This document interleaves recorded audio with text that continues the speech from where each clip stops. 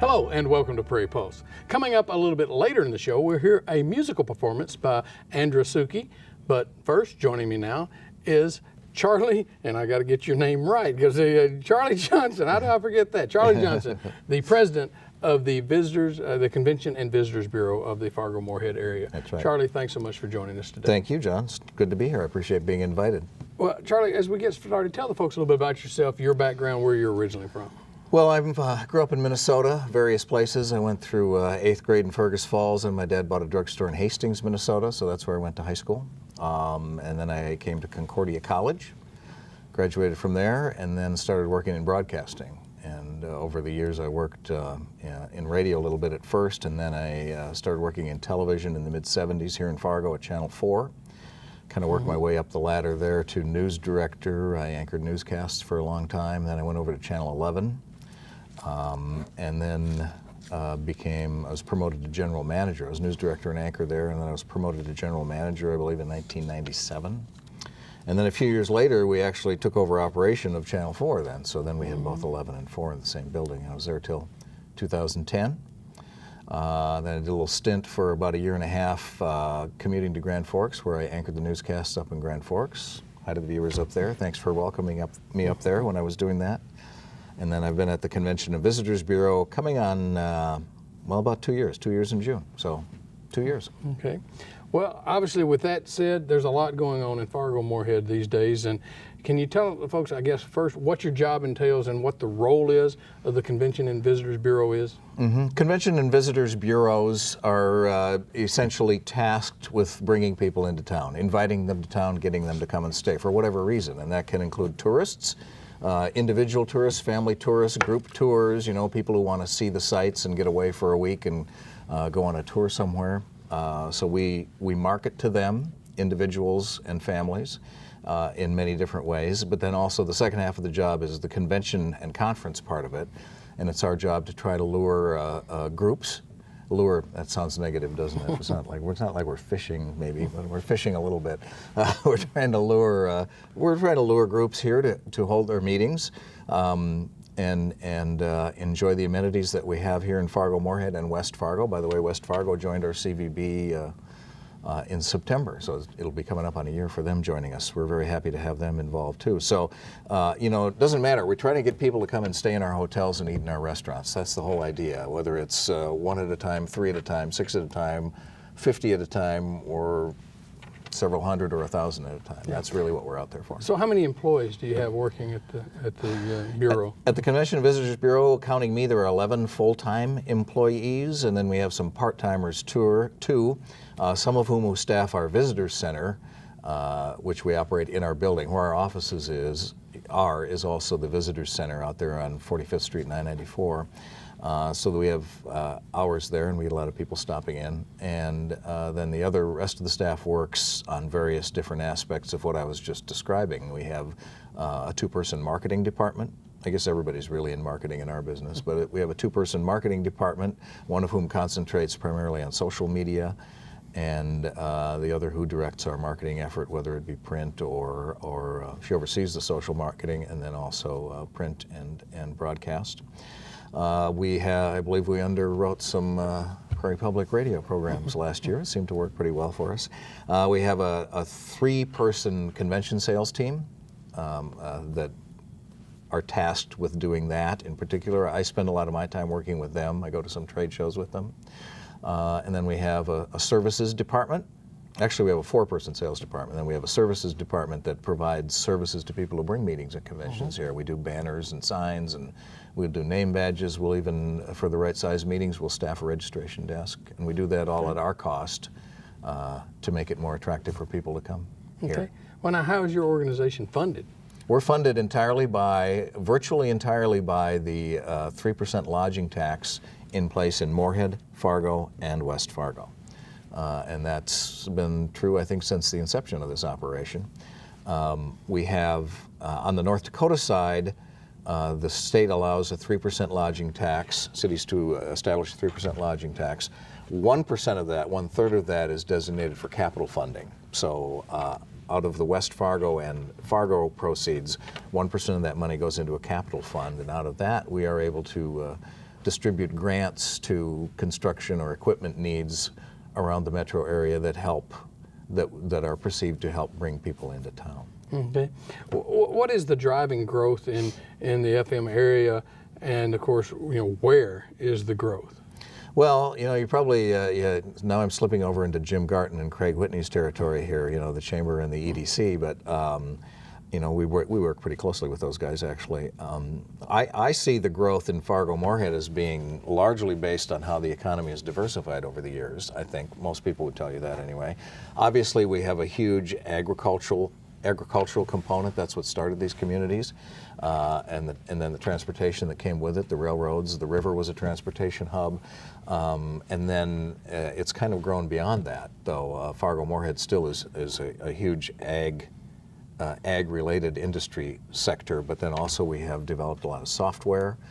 Having Microsoft here is a huge boon for the community, over like 1,000 people who work at the Microsoft campus. And then there are all sorts of other high-tech related industries in the communities that have diversified the economy to a great extent, I think.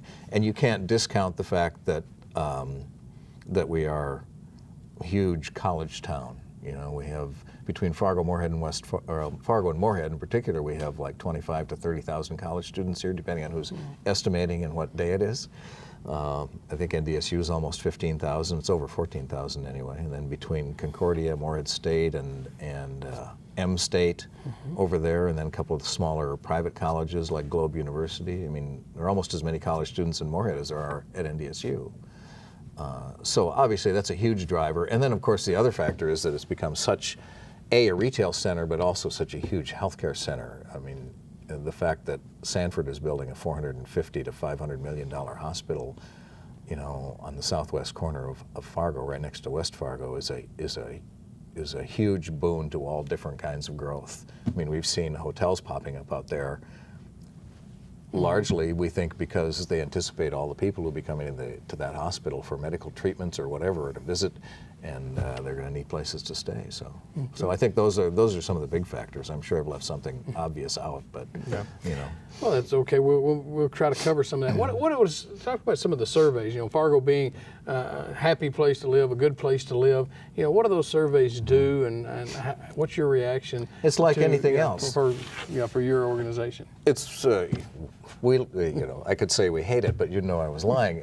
We love that kind of stuff, and I think everybody in the community does, especially people who are trying to recruit people for various different reasons. We're trying to recruit visitors. The Economic Development Corporation is trying to recruit workers and new businesses, and the Chamber feels the same way about that. And anything that puts your community in a good light, I think, is going to be wonderfully positive for us. So we like that kind of stuff. It's easier for us to attract visitors because people know things about Fargo and Moorhead and West Fargo. I mean, obviously, Fargo is the first name that pops into people's minds in our community. It's a wonderful thing. It's a great distinction for us, and one of them most recently was, last year we were the 4th fastest growing city, metropolitan area in the United States. That tells you something right there about what's going on here. Well, it does. And you talked about recognition. Obviously, for years, Fargo has been known because of the movie, for good, bad, or indifferent. Yep. Now, with the TV series Fargo out there, again, getting more, I guess, recognition. Good publicity? Bad? I believe there's nothing wrong with it. I think you can go across the community, and in the time you've been here, I don't think you were here when the movie first came out, but there were mixed reactions, and there are still mixed reactions. I have friends in related industries who have differing views on this. They wish the wood chipper would go away, and that's such a negative image for us. But you can't run away from it, John. It's everywhere we go. I mean, when you travel, when I travel, no matter where, whether it's Minneapolis or Chicago or Las Vegas or Oslo, Norway, if you're at a trade show and people find out you're from Fargo, 65 to 75%, and I think I'm being pretty conservative, will say, "Oh, I saw that movie," and now of course the TV series is starting to get mixed into it as well. You can't run away from it, so the only thing you can really do, I think, is embrace it. We embraced it recently with the premiere of the TV series. We hosted a party, a viewing party down at the Fargo Theater. I mean, why try to run away from that? It's a great thing for our community to get any kind of recognition. If it gets the conversation started about where you're from, and you're from Fargo, how can it be bad? You know, even if you have to tell them, well, you know, not everyone talks like that, but a lot of us do. You know, that it's not a bad thing. It gets the conversation started, gets people interested in your community. And of course it comes at a time, you know, when there's tremendous economic development all across North Dakota. So I don't think anybody realistically thinks that, you know, there's all that kind of nefarious crime going on here. I think they just find it an interesting fact that the movie is about us. Yeah, when you talk about when you travel, of course, people are seem to be interested in Fargo and North Dakota. Yeah. And a lot because of the economy. So are you are you hearing a lot of that? Oh yeah, the economy, obviously the oil boom has put North Dakota on the map in ways probably not unlike the way the movie did, only in this case it's actually, you know, rock solid. This is actually happening there, and business is good out there. The place is booming. You know, there's not everything you hear about that's positive either. So it is, I guess it is kind of like the movie that way. But overall, it's a wonderful thing for the state to have that kind of attention and to suddenly find that its population is growing rather than stagnating or falling, which was the case for so many, many years. So I think it's a great moment. It's kind of like a golden moment for North Dakota. And even though Fargo-Moorhead isn't in the oil basin, we're not in the Bakken, I think we still get some of the reflected glow from that. But I think the other secret is that, you know, people ask you about that, and maybe you were going to ask me. I might be getting ahead of you here, but people ask, you know, how does the oil boom affecting Fargo-Moorhead? Well, in many different ways, and in some ways perhaps even directly, in some ways that I haven't even thought about, people have mentioned to me, but indirectly it can't hurt us, and there has to be business. I mean, we know there are contracting companies in Fargo that are sending whole crews out there for weeks at a time, you know, rotating people. So obviously it's helped the economy in Fargo-Moorhead that way, no doubt about that. It's driven prices up to some degree for construction, and makes it a little harder to get construction done around here. But the other side of that coin is Fargo and Moorhead and West Fargo have had their own little boom going on for 30, 40 years. And you know, it just wasn't that dramatic. I mean, things have been growing here like crazy for a long time at a nice steady pace, and that just is made even greater by the fact that so much good is happening out in western North Dakota. So pinpoint it, if you can, what drives the economy in Fargo-Moorhead? Well, we talked about, you know, those pillars. I mean, agriculture, a lot of high tech right now, and there's a huge burgeoning startup community in this town right now that's being led by a lot of young people that I think is making things pretty exciting. And I just think it doesn't hurt that North Dakota has gained all this recognition from the oil boom. That certainly helps people to want to come here. And then all the recognition we get for various different things, all of that sort of stuff drives the economy. And you know, there's a lot going on here that people don't even know about. I mean, if John Deere is willing to open, what is it, a 90,000 square foot electronic solutions business that they essentially bought from a local startup here. They're investing a lot of money, and they think this is a great place to do business. You know, it's 90,000 square feet. I think they said they could double it if they decide to down the road. They're hiring a lot of people. Same thing with Microsoft when they took over Great Plains Software. They could have shut that down and moved everybody elsewhere. They didn't have to keep them in Fargo, but for some reason they decided to stay here. And I think one of the things that drives business in the Fargo-Moorhead area and across the upper Midwest really is the work ethic that people have here. You know, everyone works hard. The trick is now finding enough workers because unemployment's so low. Well, let's shift gears maybe a little bit, but talk about some of the concerts that come to the Fargo area, like Paul McCartney coming up next month. I assume there was a time when this might not have been possible. Well, before the Fargo Dome came, certainly that was the case. I think once the Fargo Dome was up and running, it became possible. People saw it was possible to have big name concerts here, and the first years of the Fargo Dome, I think when they started attracting acts like, well, Garth Brooks played 3 nights here, sold out, virtually sold out 3 nights. He came like 2 years in a row. George Strait, if the Rolling Stones are coming, can Paul McCartney be far behind? Well, he was like 10 years, but you know, it's if you've got a place where people will buy tickets, I think once they had a couple concerts and people bought tickets, then I'm sure the promoters thought, okay, this might be a pretty good market for us to hit. Charlie, what about the time though it was controversial talking about the Fargo Dome. Oh, you mean when people wanted to build it? To build it, Yeah. yeah. God love Goose Johnson and the others who were behind that. You know, they had a vision, and there were a lot of people in town who poo-pooed it. Yeah. You know, I think there's a little bit of that in our culture. You know, I don't know whether it's Scandinavian or maybe it's a little bit of the Germans out west too, but certainly Scandinavians, you know, we've been taught since we were young children. And I'm 75% Norwegian, 25% Swede by, you know, descent. So I kind of know a little bit about this. I think we were all taught from a very young age to be polite. Don't think you're too hot a deal. You know, you're not such a big deal, mister. You know, don't get too big for your britches. And you just be satisfied. You're doing well, just be satisfied. Don't try to do any more than that. And I think that a little bit of that came out when this whole Fargo Dome theory came forward and people saw this concept for a big arena where they could play football, have concerts, do all sorts of stuff. And everyone's going, oh, you know, I don't know.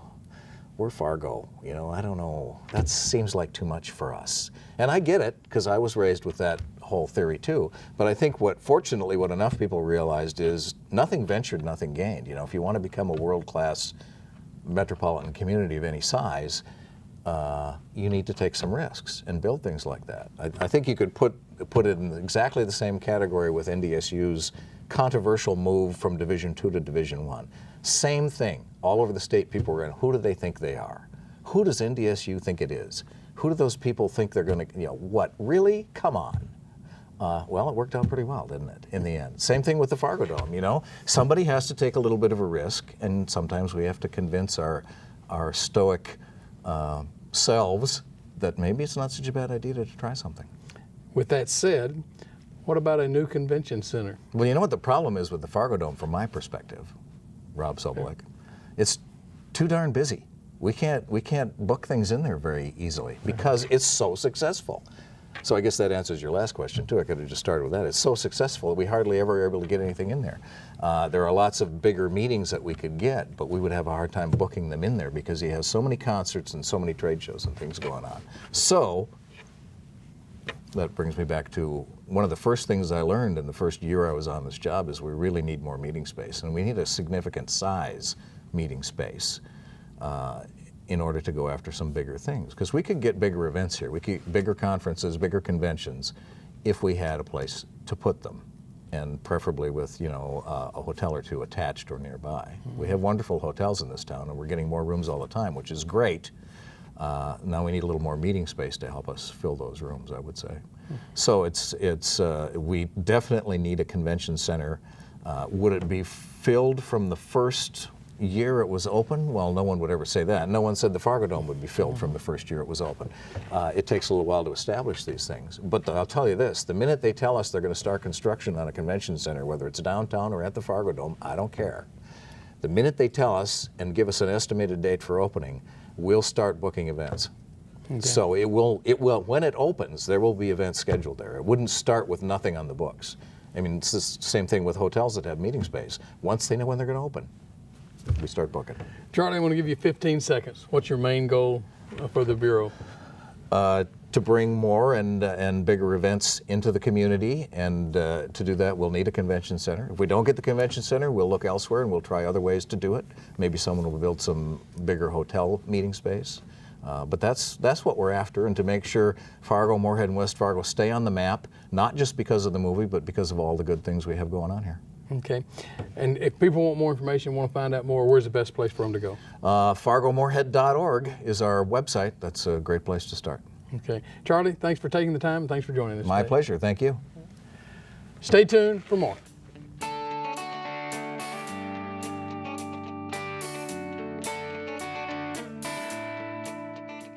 Andrasuki was raised on a beef and wheat farm in western North Dakota, where music was a big part of her family life. She participated in festivals, musical theater, and several bands before moving to Minneapolis. Today, she regularly appears on A Prairie Home Companion, and her album, Little Heart, is full of original Americana folk music, which she describes as a mix of country, rock, folk, and blues.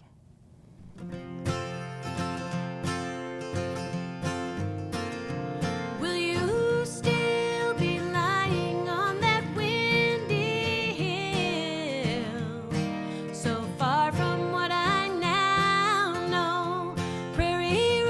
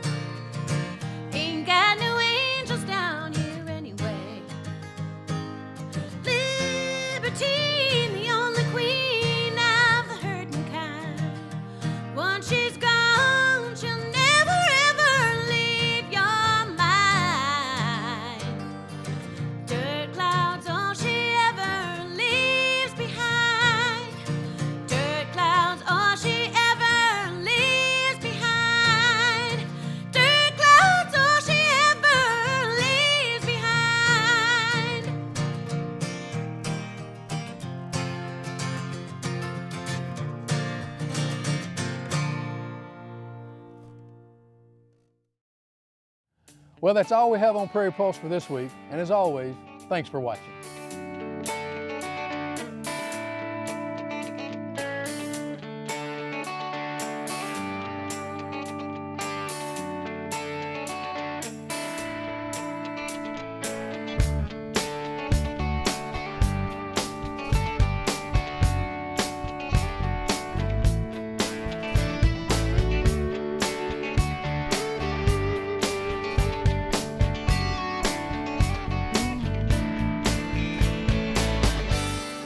Funding for Minnesota Legacy programs are provided by a grant from the Minnesota Arts and Cultural Heritage Fund, with money from the vote of the people of Minnesota on November 4th, 2008, and by the members of Prairie Public.